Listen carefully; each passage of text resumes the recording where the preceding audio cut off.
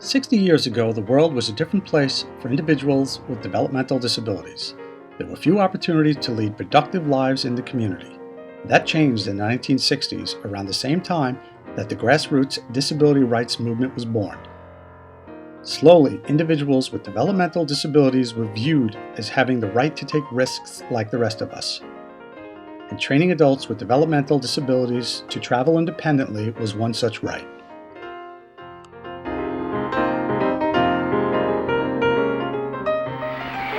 So glad you got home safe from your travel. I'm back. All by I did yourself. too, Mommy. Yes, we're back. Come on. Travel training came out. We had a program for moderately and severely retarded adults. In the workshop, the only way anyone could go to a workshop is they had to travel independently. So we had people coming with their parents from all 5 boroughs.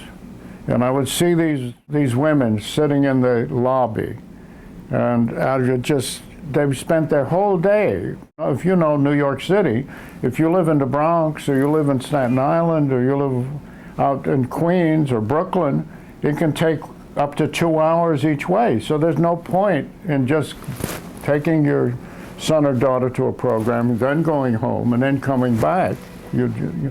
So out of necessity, in the staff, we began to talk about travel training.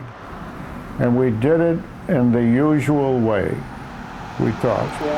Which was to take a group of parents together, and with the social worker and the psychologist, to discuss the advantages of travel training. The result was that the parents reinforced each other's fears. I totally understand that. Yeah. Okay. So instead of getting support, we got increased resistance. And out of desperation, we didn't know what to do. And out of desperation, we decided to have an ideal, what we thought might be an ideal case. And that was Billy Conklin. Billy Conklin will go down in the archives of travel training as a great pioneer. Billy Conklin was a young man with Down syndrome. All we wanted to know was, could Billy Conklin, someone with an IQ of 40 or 45, learn to travel between the day center and Bay Ridge? That's a long trip. It's a long trip. And so one of the staff members went with Billy back and forth, would pick him up in the morning, they would take the subway to the day center, take him back in the afternoon. And on the third day,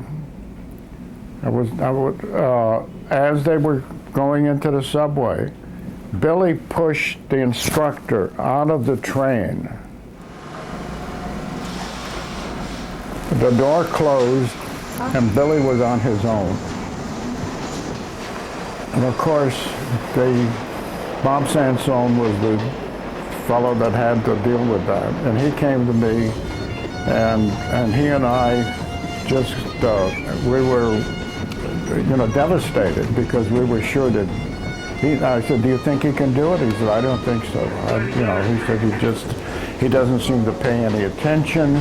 He just, he likes going on the subway, but, and waited, we didn't know what to do. And finally I decided, well, I've got to call the mother. Finally got enough courage to call up. And I rang the phone, and it was picked up, and I said, hello.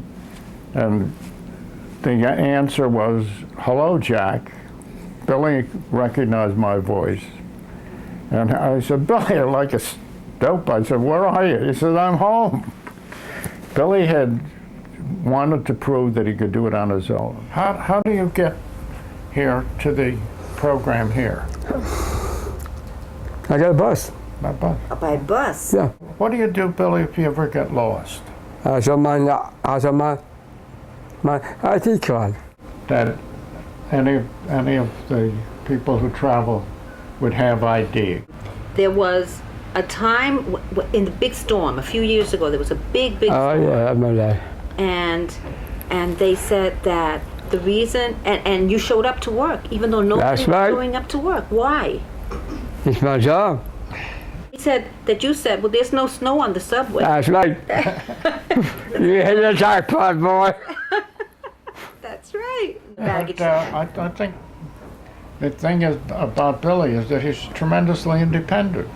So we're really proud of him. He's my star, Yes. Billy. Yeah. Right? When we had that success, what happened then is the parents would say, well, my son or my daughter's as smart as Billy Conklin. They would measure their competence against each other. And there was no big rush for travel training, but it became a badge of honor.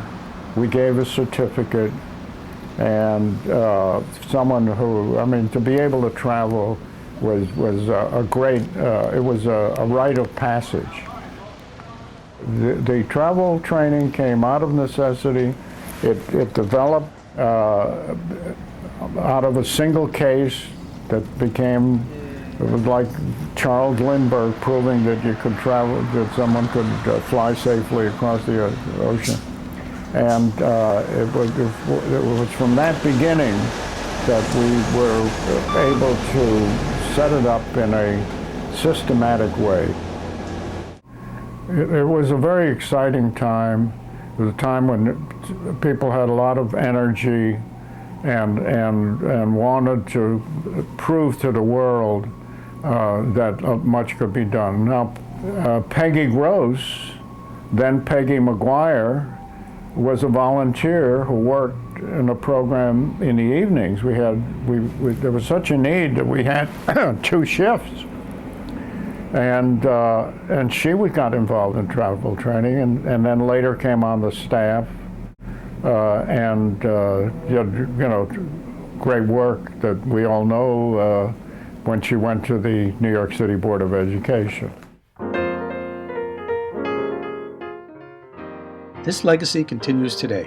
Thousands of individuals with disabilities navigate the city's public transportation system every day.